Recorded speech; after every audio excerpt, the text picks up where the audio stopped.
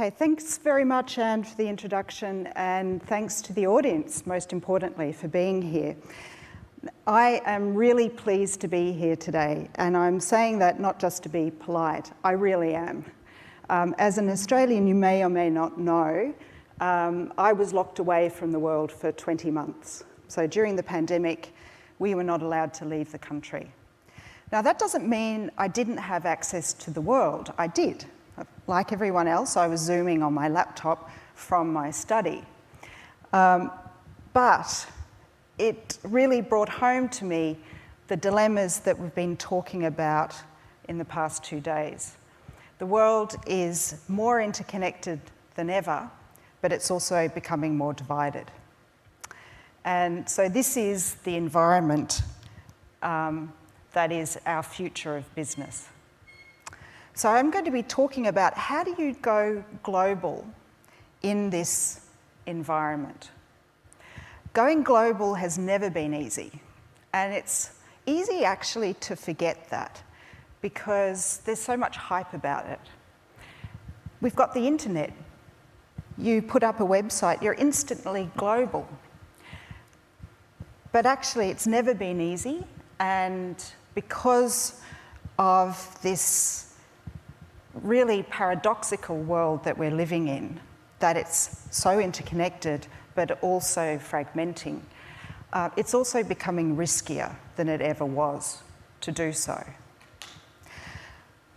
Now, if you're a technology company, and I know that's the audience today, you have an added set of risks. So it's not just this volatility that the world's currently going through that is a challenge for you. It's also innovation itself. Innovation is inherently risky. And it's risky for 2 reasons. One is you don't know if the thing's going to work. You don't know if your technology is actually going to end up doing what you want it to do. And even if you solve that problem, you've got the next problem, which is, well, it may work, but do customers actually want it? And often that's something you only work out a little too late in the piece. So we've got added volatility, and we've got all of these inherent risks to the innovation process itself. So you have to de-risk. It means that you still have to go global. Remember, we're interconnected. We've got global markets. Technology is global. But we've got to do it in a way that takes risks into account. So that's what I really want to take us through this morning. How can you de-risk and still go global? Now, my answer is a very academic answer, I guess, in some regards, because I'm going to say it depends. That's the classic academic answer, isn't it? It depends on what sort of technology that you're trying to bring to market. And obviously there are lots of different types of technology, so I really only have time this morning to take you through 2 contrasting types of technology. Now, the first type was represented yesterday, I think, by Des Traynor and Intercom. So that's SaaS companies, software development companies, etc. So what they are doing is not really groundbreaking technology in and of itself. What they are doing is novel applications and recombinations of technology that's already out there. And that's pretty much what they're delivering to customers.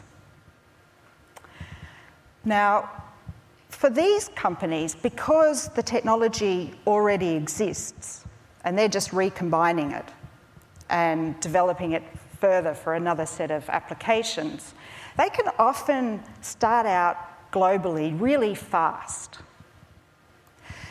And things start off really optimistically because very often you can find enthusiasts for your product right around the world. And so you can say to yourself, I'm selling to customers in 10 different markets. Isn't that wonderful? But the problem is when you try to move beyond these early adopters, these initial evangelists and enthusiasts.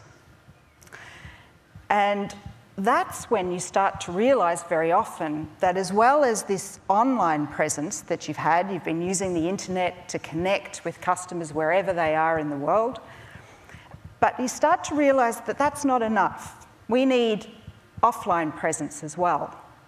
And so you start trying to build that. You're trying to build an offline presence to support your online presence in your key global markets. And guess what? That's when it starts to become very expensive.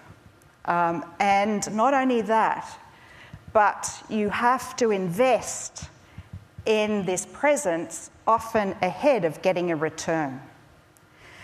And for some companies, this is not going to be a period that they survive. So it's a real pressure point for companies, and getting it right is very difficult. Getting the timing of it right and getting the amount of investment right. So how do you de-risk it? The pressure point will come, how do you de-risk it? So the way you do it is what could be called leanly. So you go about lean internationalization. In other words, you find cost-effective ways to deliver the value that you need to deliver, but you do so with an eye to, okay, what's the best bang for my buck, basically. So just to give you a small example of this, I will refer to a company which you may know if you're in software, and that is a company called Atlassian. Now, Atlassian, you may not realise, is actually originally an Australian company, even though you may think of it as US-based, because they went to the US very quickly and have listed on NASDAQ. But they are actually originally Australian. They're one of Australia's unicorns. Now, what they worked out pretty early on is that they didn't have the resources for stellar product development and a sales and marketing team that could cover the world. So they had to choose. Which one did they choose? Sorry to the sales and marketing guys, but they chose product development. And they became really well-known globally for their legendary service. How did they do it without a sales and marketing team? They did it by really building their user community. And so they were able to sell via word of mouth.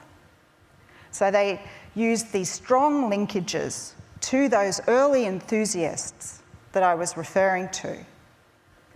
And, okay, they do have sales and marketing, but they were able to limit the numbers early on. So they were able to afford to go global. Okay, so that's lean internationalization. Now, that particular balance, that particular payoff worked for them. It's not going to work for everyone. I'm not suggesting you go out and fire your sales and marketing team. But what I am suggesting is that you need to think very carefully about where you're going to invest, what are your limited euros or dollars at the time. And so that's how they managed to go global in a way that didn't jeopardise the company. So that's how they minimised that pressure point that I was talking about. Okay, so that's the first type of technology. Okay, so thinking back, novel applications of technology that already exists. Fine. The second type is different because, as I said, their technology is different. And so their pressure points are different and the risks they face are going to be different. And that's what Silicon Valley types called deep tech. Now, what do we mean by deep tech? These are companies that are trying to bring to market a product that's based on a scientific breakthrough. So these are companies that are new to the world, and their product is new to the world. And so that means that they really are trying to advance existing technology and come up with something that we haven't seen before. And in fact, in the talk yesterday, Des Traynor was referring to some of these companies and making the point that very often they face a lot of skepticism because people say, well, you can't do that. And the reality is that, well, maybe they can do it, but it takes decades. And literally it can take decades to get something that's truly a breakthrough innovation to market. And if you want to think of an example of this, think of the vaccine manufacturers who've just saved the world for us. They trod that path, and it was a very lonely path for a long period of time. As you may know, these companies, which are now household names, were pretty much on their knees at the time that COVID first hit. They'd worn out the patience of their investors a long time ago, and really they had one last chance. So the rest is history, but it just is a reminder to us that this sort of technology, these sorts of innovations, really take a long time to get to market, if they ever do. And so it means very often that the first innovators are not the ones to reap their rewards because they've fallen by the wayside by then. And it also means that these companies need a lot of cash. They need people to have faith in them, to have faith in the vision and to invest in them, and to have patience, a lot of it. So they go global by attracting investors. They don't have the problems that I've just been talking about in terms of expanding your sales from the early enthusiasts, because they don't have any sales. They're pre-revenue. What they need is partners, development partners. This is R&D, but on the D side. And as we know, development is horrendously expensive. So that's their situation. So what's their big risk? That even if they find these partners with deep pockets and patience, they face the problem that, well, the alliance partner may not be there for the long haul. And very often the alliance partner will say, well, you know, our strategic priorities changed. We thought that your product would be great, it'd fit into our portfolio, but we're just restructuring. Sorry. And so you get dropped, and you get dropped really quickly and without any warning. Or they may just lose patience with you. They may say, look, you know, it's a great vision, but I don't have another 5 years.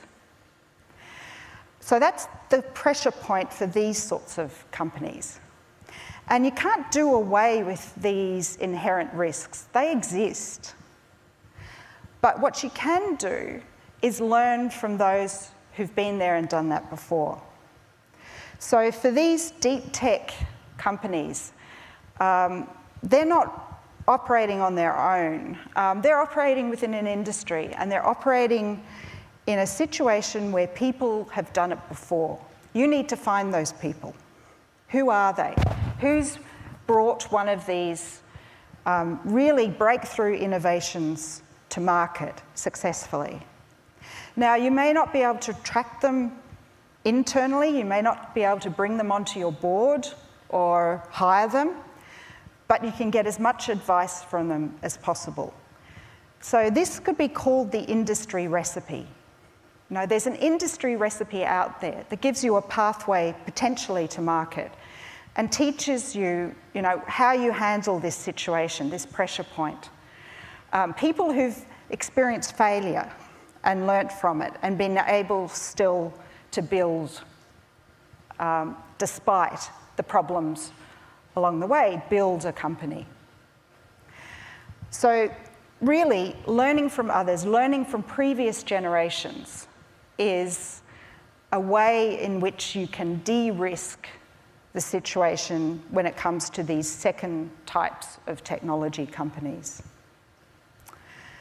So, as I said, I don't have time this morning to go through more than just these two contrasting examples, and I've selected them because they are such big contrasts. One, here you're trying to drive sales.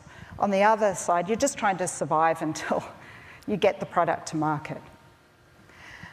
But I'm suggesting through these concepts of lean internationalization, really thinking of how you spend your money, and second of all, learning from the collective wisdom, your industry wisdom, that these are ways in which you can de-risk what is inherently a risky situation. So that's it, pretty much. But I don't want to leave just talking about risks.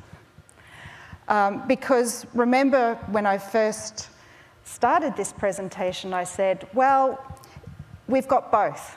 We've both got a more interconnected world and a world that threatens to be more divided. But we need to keep both in mind. Yes, there are more risks, but the interconnectedness means also that we have more opportunities. So I'll end with the word opportunities. Thank you.